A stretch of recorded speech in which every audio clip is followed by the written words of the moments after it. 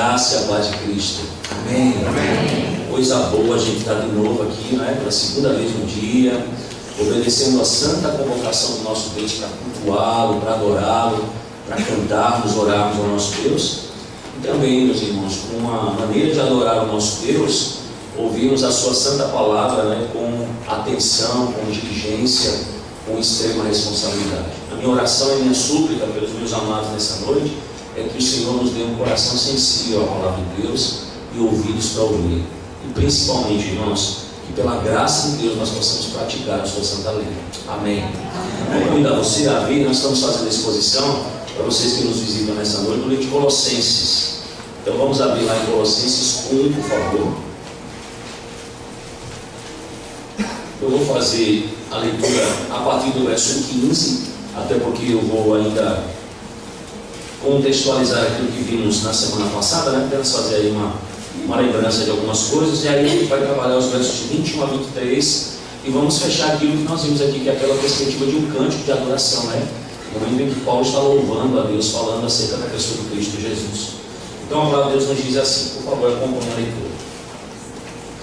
Ele é a imagem do Deus invisível, o primogênito de toda a criação. Pois nele foram criadas todas as coisas, nos céus, sobre a terra, as visíveis e as invisíveis, sejam tronos, sejam soberanias, quer principados, quer potestades, tudo foi criado por meio dele e para ele. Ele é antes de todas as coisas, nele tudo subsiste. Ele é a cabeça do corpo, da igreja. Ele é o princípio, o primogênito dentre os mortos, para em todas as coisas ter a primazia.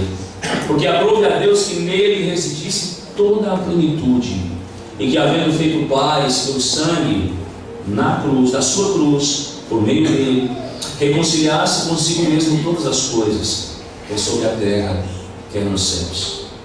E a vós outros também, que outrora eres estranhos, inimigos no entendimento pelas vossas obras malignas, agora, porém, vos reconciliou no corpo da sua morte, mediante a sua morte, para apresentar-vos perante ele santos, inculpáveis, irrepreensíveis, se é que permaneceis na fé, alicerçados e firmes, não nos deixando afastar da esperança do Evangelho, que ouvistes e que foi pregado a toda criatura debaixo do céu, e do qual eu, Paulo, me tornei ministro. Aleluia. Glórias ao Senhor. Amém. Vamos orar mais uma vez, irmãos. Senhor, que beleza é a tua palavra, Deus. Que expressão de sabedoria, ó Deus, revelacional da tua parte ao teu servo, Senhor. Como as coisas são colocadas para os teus filhos de uma maneira tão perfeita, ó Deus. E como olhar aqui a descrição do próprio Cristo, Pai, faz com que o nosso coração trema, mas ao mesmo tempo, ó Deus, se regozije, porque nós temos um Salvador que é grandioso.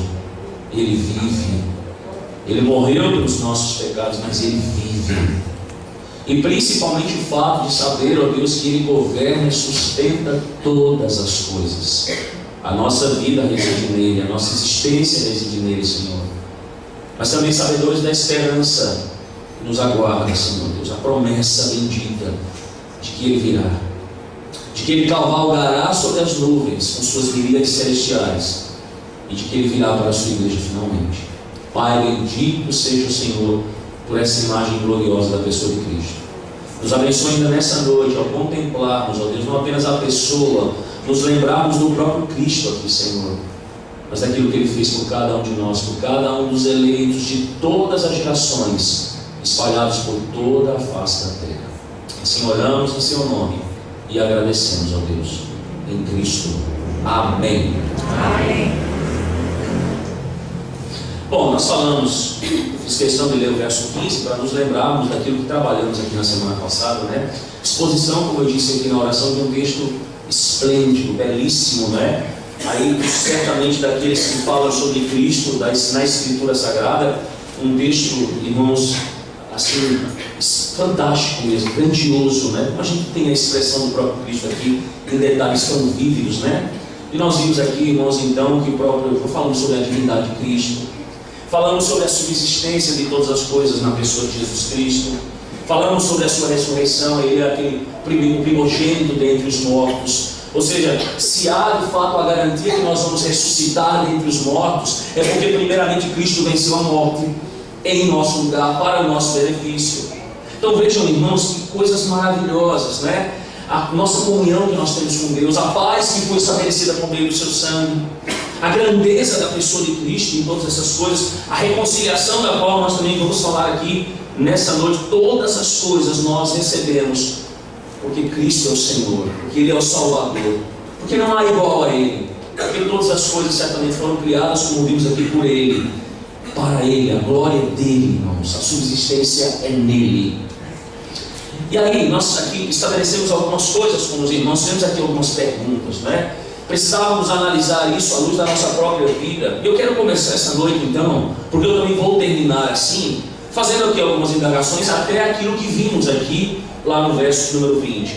Meus amados irmãos, diante daquilo que nós vimos na carta de Paulo aos Colossenses, diante daquilo que nós concebemos acerca da situação que os irmãos estão enfrentando ali, não é? E Paulo lembrando então a base do Evangelho, o fundamento, não é? Onde deve estar depositada a firmeza desses irmãos, para que eles consigam então rebater, não é? Negar, simplesmente rechaçar a mentira.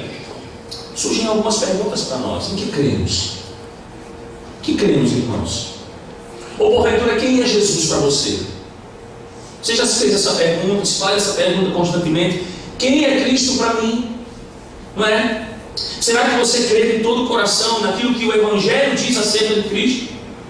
Porque nós temos o Evangelho aqui, Paulo está pregando o Evangelho, então Paulo diz: olha, Ele é a imagem do Deus invisível. Nós concebemos essas coisas, nós cremos com todo o coração nessas verdades, irmãos. Você crê que Jesus é Deus? Porque muitos não creem, irmãos, mas esse é um firme fundamento da nossa fé. Cristo é Deus para você. Você entende que por meio da morte de Cristo, do seu sangue derramado lá na cruz, o Pai reconciliou todas as coisas para a sua glória e para o seu louvor. Jesus, Ele é o supremo sobre a sua vida. Você entende que Ele é aquele que tem toda a primazia. Você concebe isso. Cristo é a centralidade da tua existência. Ele é o Senhor de fato da tua história. Você ama Jesus de todo o seu coração, como um único e bendito Deus sobre a sua vida. Você deseja seguir a Cristo e viver de uma maneira que toda a tua vida expresse a glória a Ele. É isso que você deseja? Onde Cristo está na tua vida, meu irmão, minha irmã? Então perceba que essas são perguntas extremamente fundamentais à luz daquilo que nós já temos aprendido aqui nesta carta de Paulo aos irmãos aos Colossenses, porque isso diz respeito também a eles. Essas perguntas tendo e sendo dadas de maneira positiva, não é? Mostrando de fato onde estamos fundamentados, irmãos, elas são extremamente importantes para nós. Por quê? Porque mostram a nossa firmeza em quem está o nosso fundamento, e aí a preparação que nós temos para rechaçar todo e qualquer tipo de erro, porque nós, como aqueles irmãos lá, não estamos livres dessas coisas. Então eu quero chamar a atenção para você para o texto, então. Lá no verso 21, como eu disse, Paulo está fazendo aqui então o quê? Uma transição de um grande louvor. Está encerrando isso. E perceba que isso vai além da nossa mente, então. Porque Paulo vai fazer agora, nesses últimos 3 versículos aqui, 21, 22 e 23 que lemos, irmãos, ele vai abordar isso de forma prática, direta, na vida dos irmãos. Ele vai trabalhar as chamadas aplicações pessoais daquilo que ele já tratou até aqui.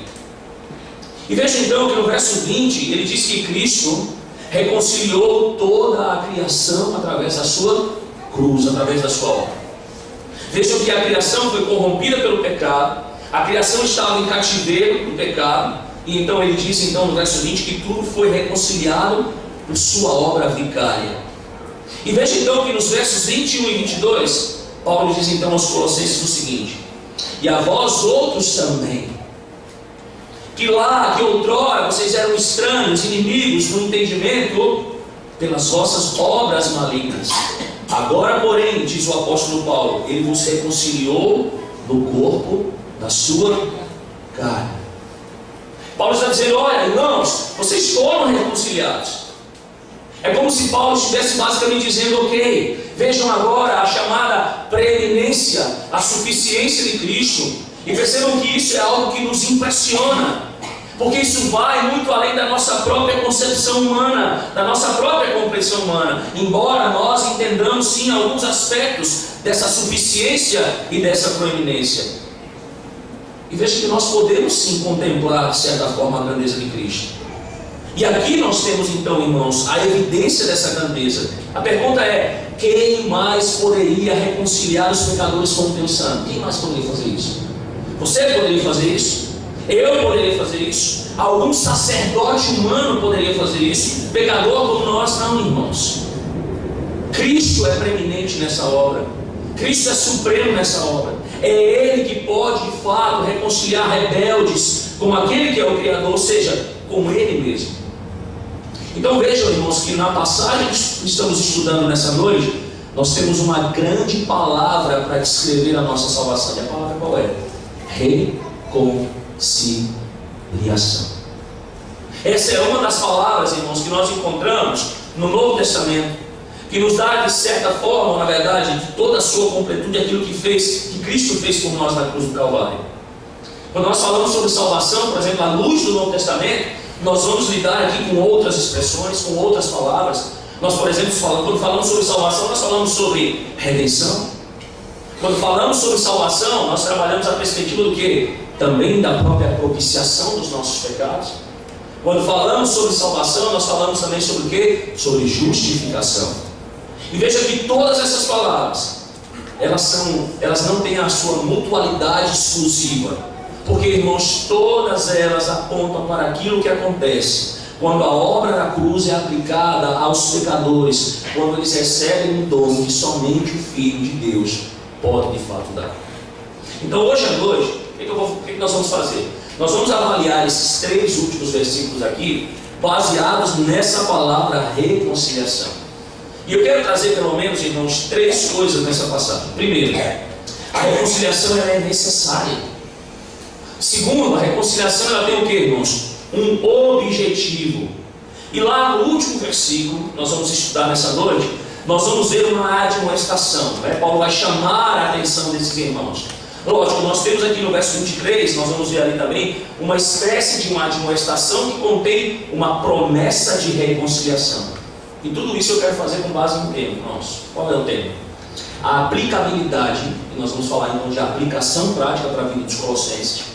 Então, a aplicabilidade da preeminência de Cristo com base na reconciliação da cruz combate a heresia de Colossos. Eu vou repetir: a aplicabilidade da preeminência de Cristo com base na reconciliação da cruz combate a heresia de Colossos. E em primeiro lugar, como? Mostrando que a reconciliação então ela é o que? Necessária. Por favor, olhe comigo o verso 21 e a parte A apenas do verso 22. Ele diz assim: e a vós outros também, que outrora eres estranhos, inimigos no entendimento pelas vossas obras malignas, agora, porém, foi o que ele fez, irmãos? Ele vos reconciliou no corpo da sua carne. Veja, Paulo está fazendo algo, irmãos, que ele faz constantemente em suas cartas. Ele toma um ponto para fazer uma comparação e um contraste com aquilo que é o crente e aquilo que é o ímpio. Ou seja, ele vai estabelecer aquilo que é a diferença entre a igreja e aqueles que ainda vivem fora da igreja, cristãos e os não cristãos. Então como é que Paulo vai fazer isso, irmãos? Ele quer que eles compreendam: é isso que você já foi. Ele vai mostrar a esses irmãos, ele vai chamar a atenção. Isto é agora, ao mesmo tempo que ele vai dizer quem eles não são mais, ele vai mostrar então: estes são quem vocês agora são em quem? Em Cristo Jesus. Então ele diz assim: e a vós outros também. Ou seja, vocês são alvos da paz que foi estabelecida no sangue de Cristo. Vocês são alvos da reconciliação. Ou seja, Deus em Cristo, não é? O Senhor em Cristo reconciliou todas as coisas, na terra, nos céus. E ele diz assim: e a vós outros também. E vejam então, irmãos, que nós vemos aqui uma descrição também que fala de todas as pessoas que estão o quê? À parte de Cristo. Nós temos uma descrição aqui de todos aqueles que são o quê? Pecadores sem Cristo. E o que ele diz acerca desses pecadores, irmãos? Que eles continuam sendo o quê? Estranhos e inimigos. É muito claro a gente entender isso. Aqueles que não estão em paz por meio do sangue da cruz, aqueles que não foram reconciliados pelo próprio Senhor, como Ele fez com várias coisas na terra e nos céus, ou seja, com esses irmãos, eles ainda continuam sendo estranhos à aliança. Eles continuam sendo inimigos, eles continuam sendo, a palavra que talvez mais clara, alienados, separados. E isso traz uma significação importante, irmãos. E qual é? Isso significa que eles continuam consistentemente e persistentemente afastados de Deus. Percebem? É uma questão da própria vontade humana. Isso está no centro do homem pecador. Eles estão naquilo que nós podemos dizer em desacordo com Deus, não apenas na questão que envolve o tempo, mas uma parte do tempo, mas em todo o tempo. Então qual é a imagem que Paulo está pintando para nós aqui no verso número 21, irmãos? A imagem de pecadores e de um Deus santo. Não é como porventura se esses pecadores olhassem a Deus e Deus olhasse para esses pecadores e eles, travando meio que um embate, não é? Dissessem assim: olha, nós não concordamos em algumas coisas, nós não estamos aqui em consentimento com algumas coisas, nós discordamos apenas de poucas coisas. Essa não é a situação da alienação do homem de Deus, irmãos, que é inclusive uma imagem da própria história da humanidade. Há muitos que entendem: não, eu tenho comunhão com Deus, embora eu não compreenda, ou embora eu não aceite certos aspectos que me são pregados da própria pessoa e do próprio evangelho desse Deus. Então eu acredito que eu posso discordar de algumas coisas e ainda assim manter o quê? Comunhão com esse Deus, ter esse Deus como meu Deus. Mas Paulo está dizendo o quê? Que isso é impossível. Não há, irmãos, um meio termo. Não há discordância em algumas coisas ou sobre certas coisas. Paulo está dizendo: essa não é a realidade certa ou a situação correta em relação à alienação. A situação da alienação, diz o apóstolo Paulo, é de se estar completamente em todas as coisas em desacordo com aquele que criou e no qual todas as coisas subsistem. Esses, então, diz o apóstolo Paulo, eram ali os colossenses e consequentemente quem? Todos os demais pecadores. Eles eram assim. Mas Paulo está dizendo: a situação em Cristo agora, ela fez o quê? Ela trouxe mudança. Vocês agora em Cristo, alvos da graça de Deus em Cristo Jesus, vocês são outras pessoas. Vocês deixaram, como nós vemos lá no verso 13, lembram? Ele libertou esses irmãos do império do quê? Das trevas, e diz lá, e transportou esses irmãos para um outro reino, o reino do Filho Jesus Cristo, o reino do Filho do seu amor. Então a situação, Paulo está dizendo o quê? Ela mudou radicalmente. Paulo continua então, irmãos, desenvolvendo seu argumento. E ele deixa claro então, irmãos, que essa alienação resultava em quê? Em um problema de sério: a hostilidade da mente. Veja o que ele diz no verso 21. E a vós outros também, que outrora eres estranhos, inimigos aonde, irmãos? No entendimento. A melhor tradução para essa palavra aqui, entendimento, é mente. É de fato aquilo que está onde, irmãos? Dentro da nossa cabeça. A palavra aqui no grego é a palavra dianoia.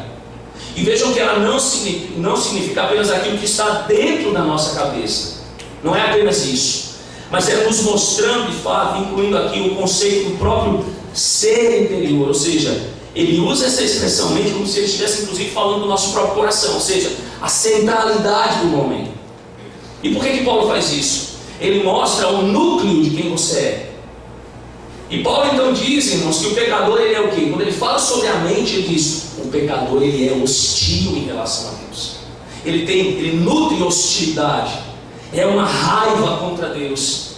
Ele não pode ter o quê? Comunhão com esse Deus. Ele não deseja, na verdade, ter o quê? comunhão, estar próximo desse Deus. E veja que Paulo vai tratar sobre esse assunto em outras vezes. Lá na Epístola aos Romanos, o que ele vai dizer? Ele fala da alienação, e ele vai dizer o quê? Que esses pecadores são o quê? Inimigos de Deus.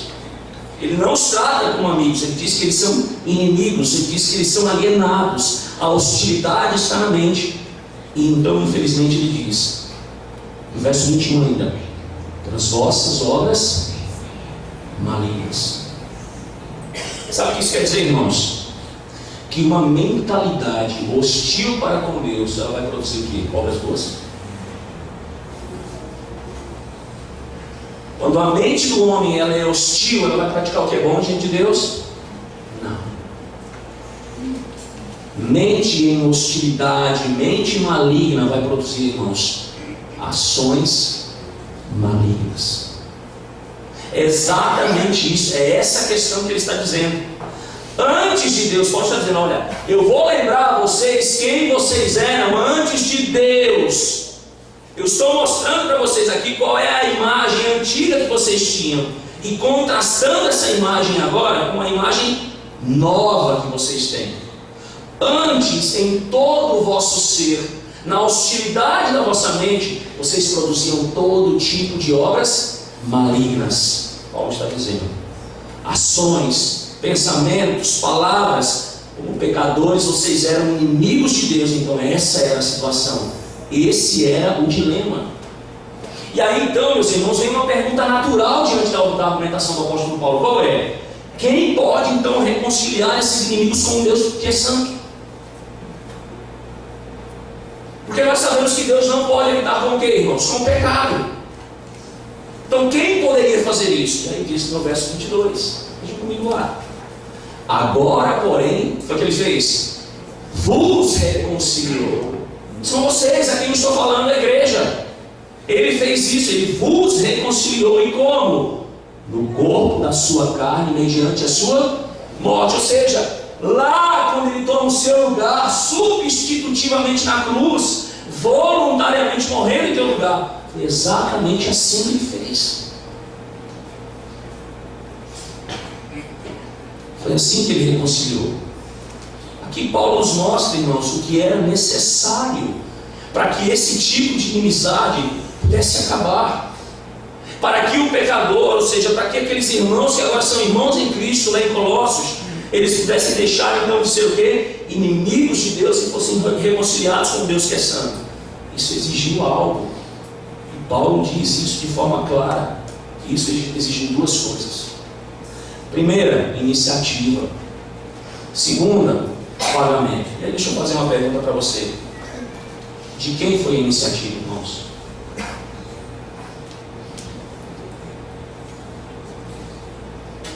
Não foi minha. E Paulo disse que a iniciativa também não foi sua. No verso 22 ele diz, ele vos reconciliou. A iniciativa, irmãos, foi sabe de quem? De Deus. A palavra de Deus diz, ele nos amou o quê? Primeiro. Sabe por que essa verdade é importante aqui que está sendo estabelecida, irmãos? Porque isso faz com que se caia por terra algumas considerações de alguns cristãos acerca, inclusive, da chamada capacidade espiritual que o homem porventura teria de responder positivamente a Deus quando este lhe clama por salvação. Isso não é algo inerente ao homem. O homem está morto em seus delitos e pecado, Paulo diz. O homem, ele tem uma mente hostil, ele jamais desejaria isso e ponto. Então precisava que alguém tomasse a iniciativa. Agora veja, o homem, por sua própria natureza, estava impossibilitado disso. Então quem tinha que fazer isso, irmãos? Deus. Percebem como nós vemos aqui a ação graciosa de Deus? Ele precisava ter feito isso? Não. Ele devia alguma coisa para a gente? Não. Ele nos criou a sua imagem e semelhança, nos deu inteligência. Nós estávamos completamente apartados do pecado, embora ele tenha sido feito o quê? Um teste, um pacto de obras. Enquanto o homem se mantivesse ali em seu livre-arbítrio, por vontade afastado do pecado, e a gente sabe que ele caiu, ele se manteria o quê? Vivo, em comunhão com Deus. Então foi da escolha de quem? Do homem. E ele se alienou de Deus. Deus poderia simplesmente ter acabado com tudo ali. Deus não precisa nem de mim nem de você. A Trindade vive desde a eternidade consensualmente. Mas ainda assim Paulo está dizendo que ele fez o quê? Ele tomou a iniciativa. Ele olhou para aquela multidão de pessoas que estavam simplesmente caminhando a passos largos, correndo velozmente para o inferno, e disse: eu vou salvar. A iniciativa é minha. Eu resolvo amar.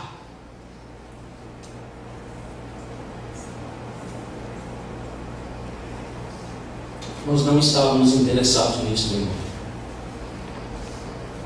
Nós não pensávamos sequer nisso. Nós sequer consideramos isso. Por isso que a Bíblia nos mostra que isso foi o trabalho de um Deus trino. E bendito seja Ele, meus irmãos. Porque nós não estaríamos onde estamos nessa noite se não fosse a iniciativa de Deus em nos amar e nos perdoar. Glórias a Deus nas maiores alturas, irmãos. Inimigos de Cristo, percebam? Inimigos de Cristo, e agora Cristo nos reconcilia consigo mesmo, através de quê? Da sua morte. Vejam o preço, irmãos, que teve que ser pago.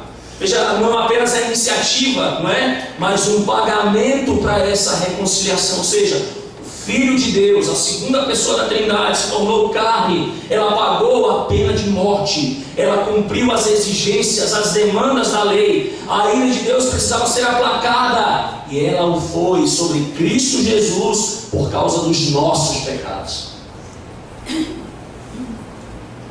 Ele fez, Ele pagou. O que foi requerido, Ele pagou. Alguém tinha que pagar, Ele pagou. E sabe quem foi que pagou? Aquele que é a imagem do Deus invisível, o primogênito de toda a criação, aquele que tem a primazia, aquele que é o supremo sobre todas as coisas. Foi Ele, irmãos. Foi Ele que pagou. Foi Ele que se humilhou, tornou carne, morreu por pessoas indignas como nós, pagou o preço pelo pecado, a fim de que todos nós, irmãos, os nossos irmãos colossenses ali, pudessem ser o quê? Reconciliados. Reconciliados, irmãos. E veja que aqueles que Cristo reconciliou, irmãos, no corpo da sua carne, estavam também no meio deles os gentios colossenses. E por que é importante isso, irmãos? Por que Paulo faz questão de mostrar isso? Porque quando ele afirma isso, Paulo provavelmente está combatendo a ideia gnóstica de que a salvação era apenas para poucos privilegiados. E nós sabemos que não é. Amados irmãos, uma das bênçãos que nós temos é de um Deus que não faz o quê? Acepção de pessoas. Ele não faz distinção. Nós somos cansados de lermos na palavra, principalmente quando fazemos missões e vamos evangelizar, que pessoas de todas as nações, de todas as cores, de todas as línguas, de todos os povos, de todas as classes sociais, de todas as camadas, não é, da sociedade, elas serão o quê? Salvas pelo Senhor Jesus Cristo. Todos. Não existe um grupo, na verdade, todo esse grupo, né, vasto, de todas essas pessoas, sim, é um grupo privilegiado. Mas não há dentro desse um grupo privilegiado. Paulo então está rebatendo. Percebam, irmãos, ela é estendida para pessoas como os colossenses. Quem eram eles? Habitantes desconhecidos. Lembra? Nós falamos que Colossos era uma cidadezinha o quê? Pequenininha. Uma cidade que já não tinha mais o que? Proeminência. Por quê? Porque o comércio havia migrado para Laodiceia.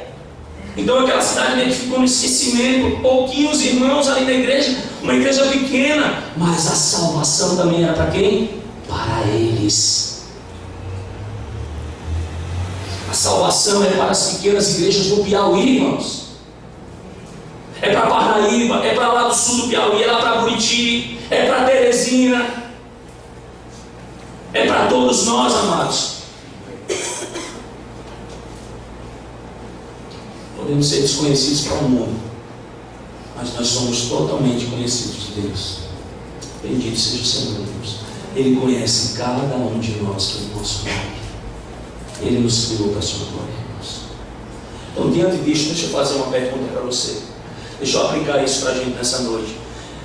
Você que está aqui nessa noite, você já foi reconciliado com o Senhor. Eu quero fazer você olhar de volta ao começo do verso 21.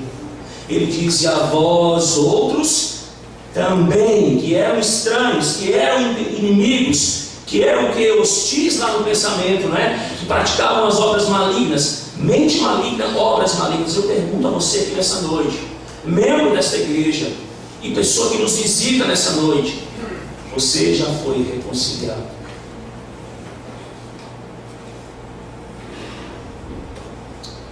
Você foi reconciliado com Deus?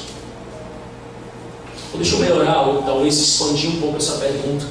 Você ainda tem uma mente hostil a Deus? Deus está na tua mente, nos teus pensamentos. Percebam que a reconciliação, ela é uma bela imagem. E ela é, ao mesmo tempo, irmãos, uma maneira muito útil para entendermos a nossa salvação. Como eu falei, nós temos palavras diferentes para aplicarmos a salvação no Novo Testamento, que nos ajudam a compreender, sim, a redenção, o fato de que somos comprados, a propiciação, o sacrifício, não é? O apaziguamento da ira de Deus por meio do sacrifício de Cristo Jesus. Então eu pergunto a você: você já foi reconciliado com Deus por meio do sacrifício de Cristo? Você foi justificado?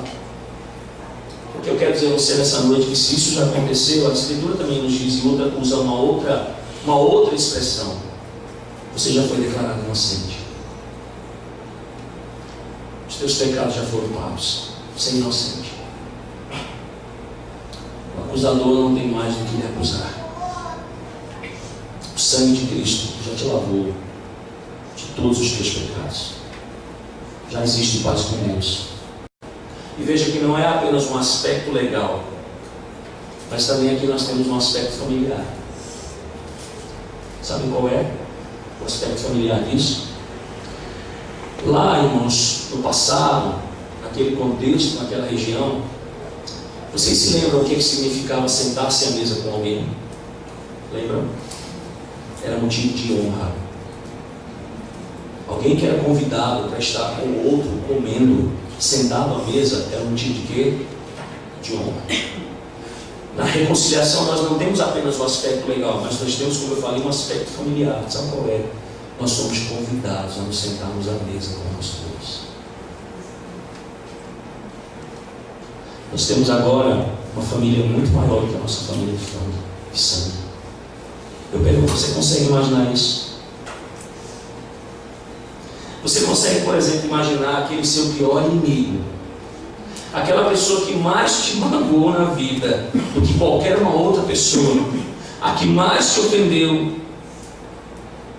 a pessoa com a qual você talvez tenha os piores argumentos imaginários na sua cabeça uma e outra vez, e de repente ela é o quê?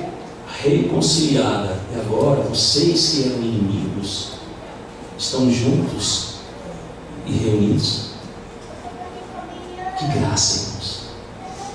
Que poder! Que preeminência! Que supremacia!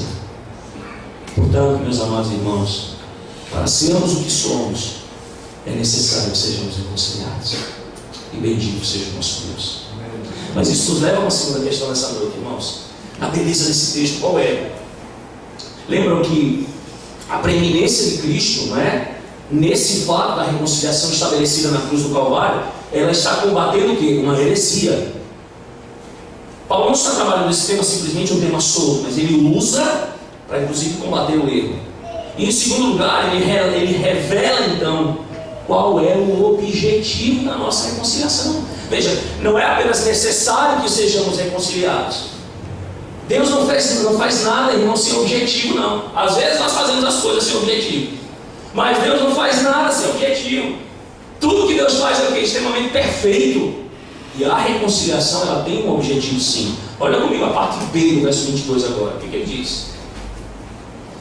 Na parte 1 ele diz assim: agora, porém, vos reconciliou no corpo da sua carne, mediante a sua morte. Já aprendemos isso. Aí ele continua: para, ou a fim de que, em outras traduções, qual é o objetivo, irmãos? Apresentar-vos perante ele santos, inculpáveis e o quê? Percebe o objetivo?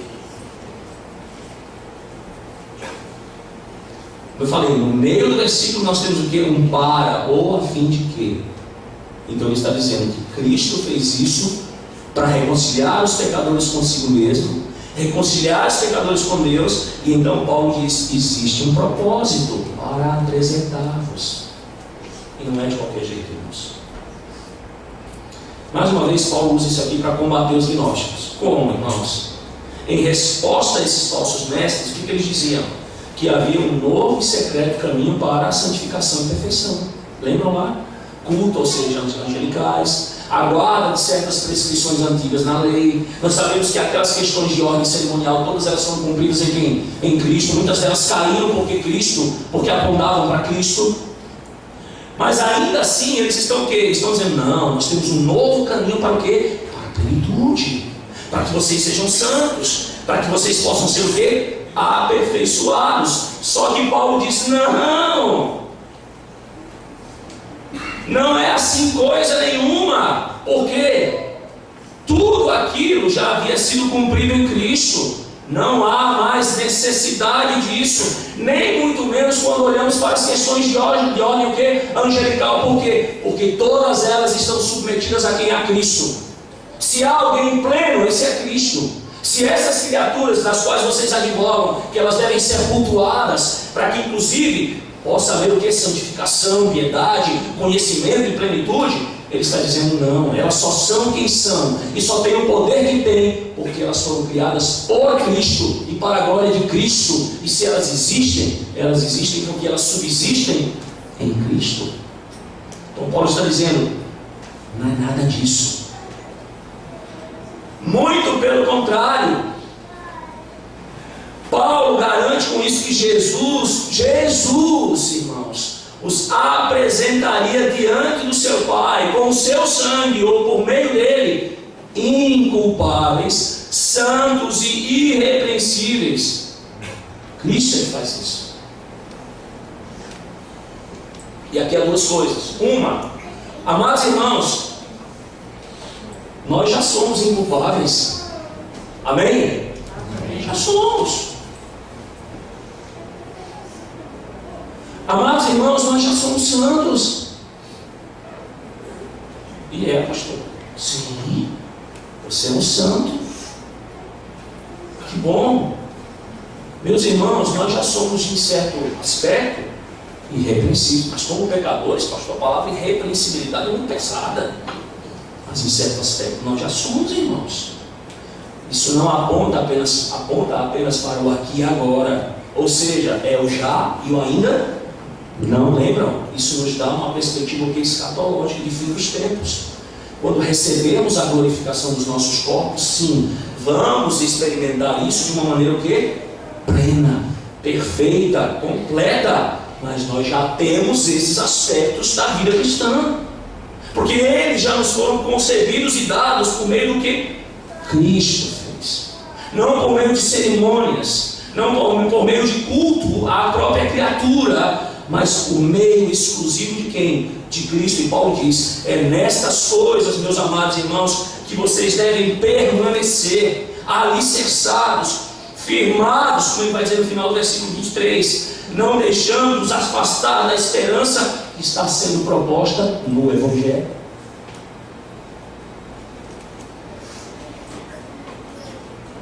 Então deixa eu resumir. A reconciliação tem um objetivo. E no objetivo dela, ela combate o erro. E não diz respeito apenas a este mundo, irmãos. O objetivo final da nossa reconciliação diz respeito ao nosso encontro com Deus. Lá, como eu falei no dia final, na obra final, acabada, terminada, plena reconciliação, lá no fim de todas as coisas, aperfeiçoamento, glorificação, santidade, irrepreensibilidade, sem nenhum tipo de reprovação. E percebam, irmãos, foi isso que fez dos colossenses e faz de nós crentes.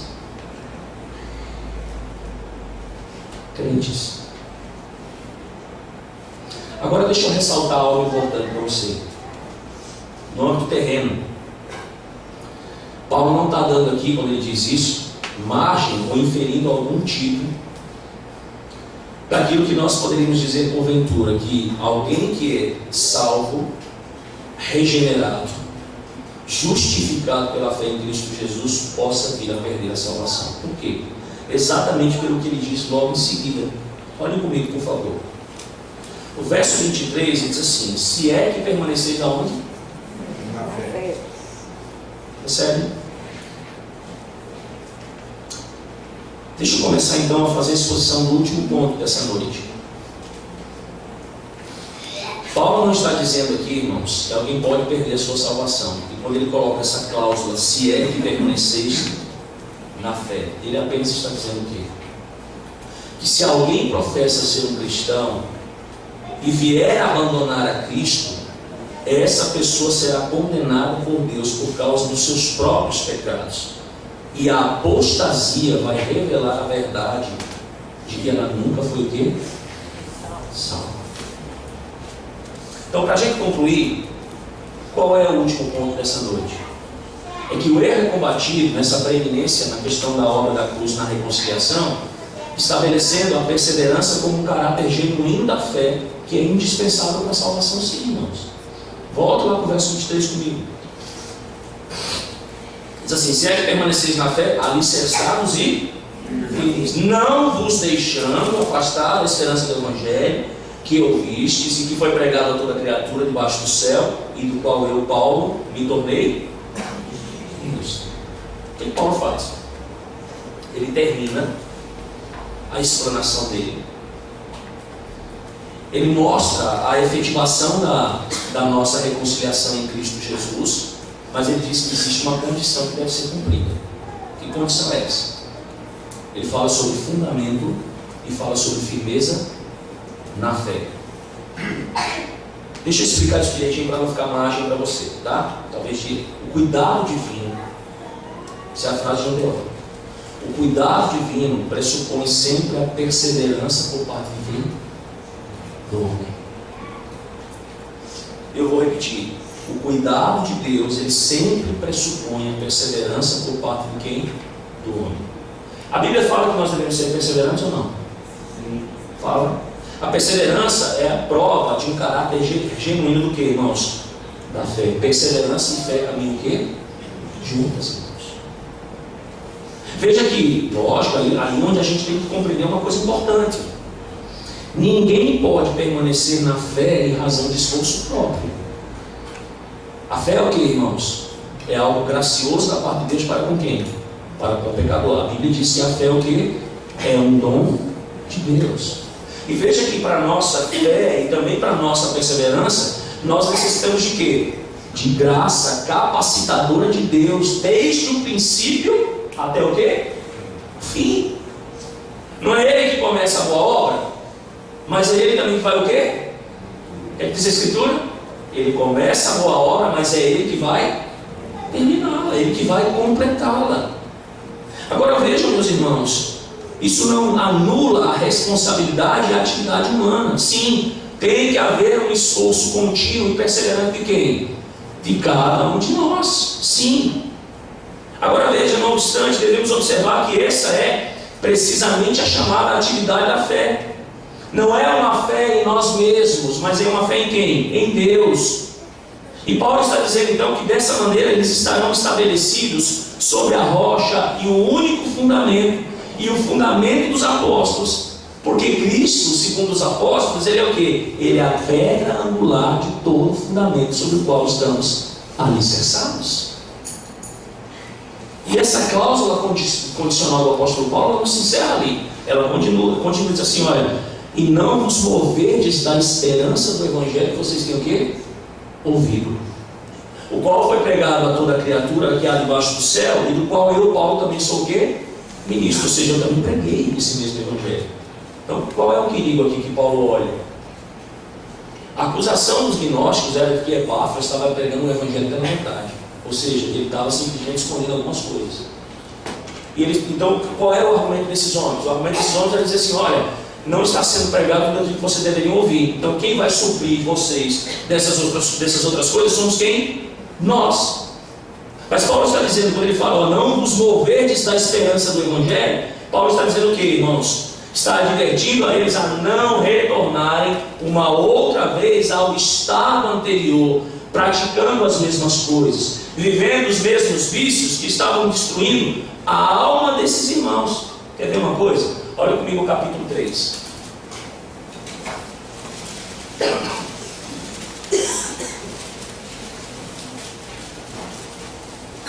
Versos 5 a 11. O que é que Paulo diz para esses irmãos? Fazei, pois, morrer a vossa natureza terrena. Paulo está falando para irmãos? Está falando para a igreja? O que ele diz? Prostituição, impureza, paixão lascívia, desejo maligno, avareza, que é idolatria. Por estas coisas é que vem a ira de Deus sobre os filhos da desobediência. Ora, nessas mesmas coisas, mais uma vez ele reitera isso: andastes vós também no outro tempo, quando vivis nelas.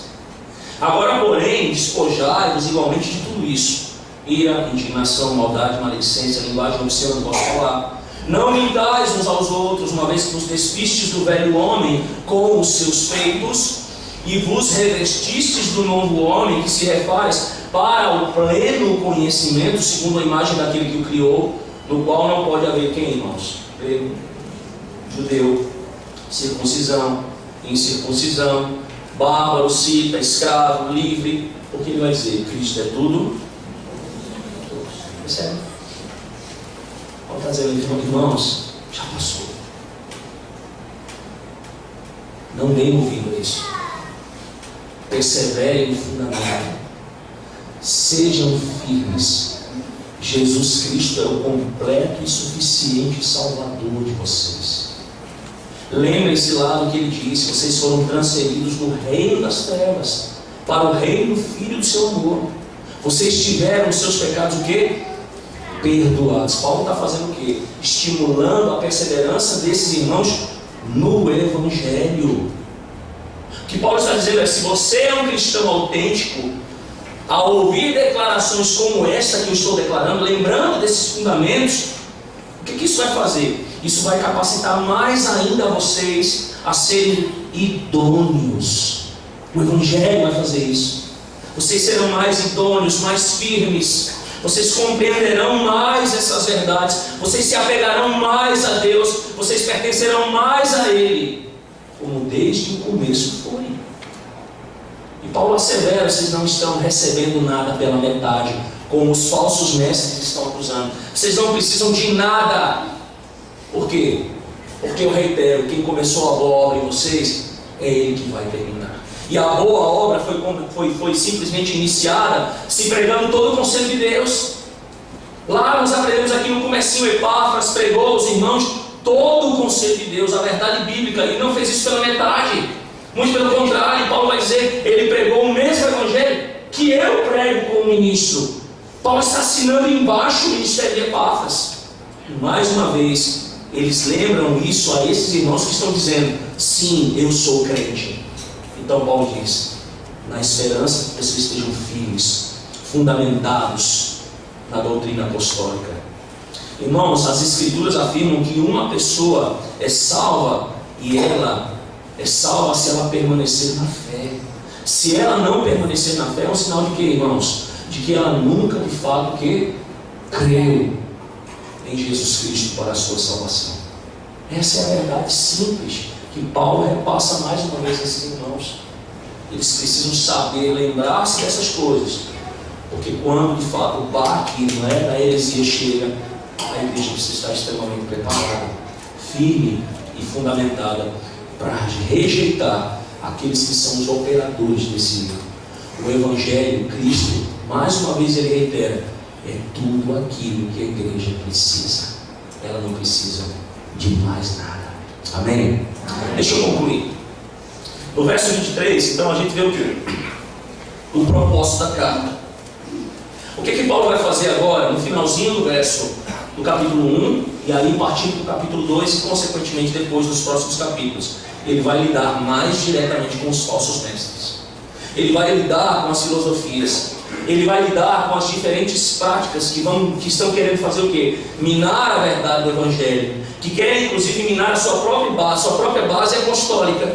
Então o que ele está dizendo aqui e agora? Eu estou escrevendo para vocês, eu estou lembrando vocês de quem Cristo é e o que Cristo fez. Ele reconciliou vocês com Ele mesmo, e eu quero que vocês estejam plenamente seguros disto e perseverem nisso. É interessante porque algumas pessoas pegam esse verso 23, alguns bons teólogos, e fazem uma ligação desse verso 23, quando Paulo, por exemplo, vai falar sobre duas palavras aqui. Ele diz assim: se é que permaneceis na fé alicerçados, as palavras alicerçados e firmes. Muitos teólogos fazem uma comparação com o texto lá de Mateus 7, lembram? Quando Jesus vai orientar os crentes a estabelecerem a sua casa sobre o quê? Sobre a rocha. Eles não estabeleçam o alicerce da sua casa sobre a areia, porque sobre a areia ela vai o quê? Sucumbir. Vai vir a chuva, vão vir as águas, e a casa ela não vai suportar, e ela vai simplesmente o quê? Ruir. Então ele diz lá: firmem a sua casa sobre o quê? Sobre a rocha, irmãos. Essa é a pregação de Cristo lá no Sermão da Montanha. Construa a sua casa na rocha. Construa a sua casa na rocha e não então na areia. É exatamente o que Paulo está dizendo aqui aos Colossenses. Vocês sabem qual é o fundamento? Sim, sabemos. Eu estou pregando o fundamento. Ele é Cristo. Paulo diz: continuem construindo, fundamentando e firmes nele. Jamais se desviem disso. E aí ele fecha o verso 23, apenas assegurando algo para eles: os mestres dirão a vocês uma série de coisas, e vocês devem fazer o quê? Não devem dar ouvidos. Coloquem a sua esperança no Evangelho. É nesse Evangelho que vos será pregado que a vida de vocês vai ser reconstruída. É esse Evangelho que vai proporcionar que a vida de vocês ela seja reconciliada com o Deus Santo. Ouçam aquilo que Epáfras pregou a vocês. Esse é o Evangelho que eu, Paulo, prego. Fiquem com esse Evangelho. Vocês não precisam de suplementos, vocês não precisam de adições, vocês não precisam subtrair absolutamente nada. Ele diz: é isso. A reconciliação é necessária, a reconciliação tem o seu objetivo, e a reconciliação ela é admoestada em sua perseverança para que a igreja não ande nela. Eu pergunto, irmãos, diante do que Paulo prega isso para a igreja, se Paulo vivesse nosso tempo para defender esses valores, como é que Paulo seria taxado? Uma igreja que defende estes valores, como é que ela é taxada nos dias de hoje? Como é que ela é taxada? Aquela igreja é a igreja do pastor radical. Rapaz, cara é radical. Melhor, aquela igreja é uma igreja fundamentalista. Você já ouviu falar no crente xiita? Aquela igreja é uma igreja de crente xiita. E tantos outros adjetivos, irmãos. Sabe por quê? Por causa dos erros da Escritura. A Bíblia é clara, irmãos. Não existe a mínima possibilidade de interpretação da pessoa de Cristo, irmãos, senão aquela que foi inspiradamente dada aos apóstolos. Essa é a verdade. E nós somos salvos se permanecermos nela. Do contrário, nós estamos aqui perdidos. Então eu vou encerrar com aquilo que eu falei no comecinho. Em que cremos? O que é que vocês creem? Quem Jesus é para vocês? Você o ama de todo o coração e você crê naquilo que o Evangelho fala acerca dele? Ele é o teu Deus. A sua morte, o seu sacrifício vicário, por meio do seu sangue, você já foi reconciliado com ele. Cristo tem a supremacia na sua vida e a primazia. Ele é o centro da sua vida, Ele é o Senhor da sua história. Você o ama e o adora como o único Deus. Você deseja viver e segui-lo para a sua glória. Onde Cristo está na sua vida? E sabe por que eu vou fazer essas perguntas de novo, irmãos? Porque a resposta a essas perguntas, ela dará uma boa percepção acerca de como anda a tua espiritualidade e a tua vida com Deus. Que Ele nessa noite tenha misericórdia de nós e que Ele nos abençoe, irmãos, e que Ele preserve esta igreja. Amém? Amém. Senhor Deus bendito, és o nosso Pai que estás nos céus, reina em todos os lugares, Tu és onisciente, Tu és onipresente, Tu és o Deus Todo-Poderoso, que nos criou e nos formou para o louvor da Tua glória. E que não nos deixou permanecer como inimigos, como alienados, mas por meio de Cristo Jesus, por meio do Seu sangue vertido na cruz, nos reconciliou pelo Seu corpo, pelo corpo da Sua morte. E agora que estamos, ó Deus, cultuando, prestando, ó Deus, honra, reconhecendo que Tu és o único Deus, ouvindo, ó Deus, a Tua santa palavra, que tanto fala ao nosso coração como cristãos. Ó Deus bendito, diante daquilo que ouvimos nessa noite, e diante desses últimos dias em que Cristo foi exposto ao nosso coração, que de fato, Pai, as respostas às perguntas que foram feitas aqui nessa noite, que Cristo de fato seja a centralidade da nossa vida, Senhor. Que Ele ocupe o lugar mais alto, ó Deus, em toda a nossa existência. Que nós o amemos de todo o nosso coração, com toda a nossa força, de todo o nosso entendimento, Senhor. Porque nós não temos mais uma mente, um pensamento hostil para com Ele. Mas como estamos dizendo aqui, nós o amamos de todo o nosso coração e toda a nossa mente, Senhor. Que a nossa vida seja uma expressão dessas verdades, daquilo que cremos. E que o Senhor nos ajude, Deus, a que nos mantenhamos perseverantes naquilo que temos ouvido do Evangelho. Que o Evangelho seja a expressão daquilo que de fato cremos, ó Deus. Ele é o Evangelho da graça de Cristo, Salvador, Redentor. É esse Evangelho que nos confronta em nossos pecados, Senhor Deus, que nos mostra realmente quem somos, o quão pequenos, o quão dependentes. Que, ó Deus, a Tua palavra continue sendo pregada a nós, de maneira, ó Deus bendito, que ela nos transforme dia após dia, nos conformando a esse grandioso Cristo Jesus, a esse que é o próprio Deus bendito. Auxilia-nos, ó Deus, também nas dificuldades que temos. Que não paire, ó Deus bendito, por causa do pecado, nenhuma sombra de dúvida acerca da Tua palavra. Mas que as dúvidas sejam, ó Deus, desvanecidas. Que tenhamos plena convicção, ó Deus, de tudo aquilo que diz respeito ao Teu Filho, a Sua obra e a Sua palavra, ó Deus. E que essas verdades possam, ó Deus, abundar dentro de nós. De maneira, Pai, que, como lemos aqui nessa noite, o amor pelo próximo, o amor para com o Senhor, a nossa dedicação à Tua obra, ó Deus, todas essas coisas, elas mostrem, ó Deus, e evidenciem que em Cristo nós agora somos uma nova criatura, Senhor. E não apenas somos reconciliados, mas que agora somos inculpáveis, somos irrepreensíveis, e de fato nós somos santos, assim como o Senhor é santo. Seja conosco, Pai, durante toda essa semana. Que a Tua palavra, ó Deus, ela possa não apenas encontrar guarida em nosso coração, mas que ela possa produzir frutos, e muitos frutos, ó Deus, para a glória e o louvor daquele que detém todas as coisas para si. Assim nós oramos, gratos em Cristo Jesus. Amém.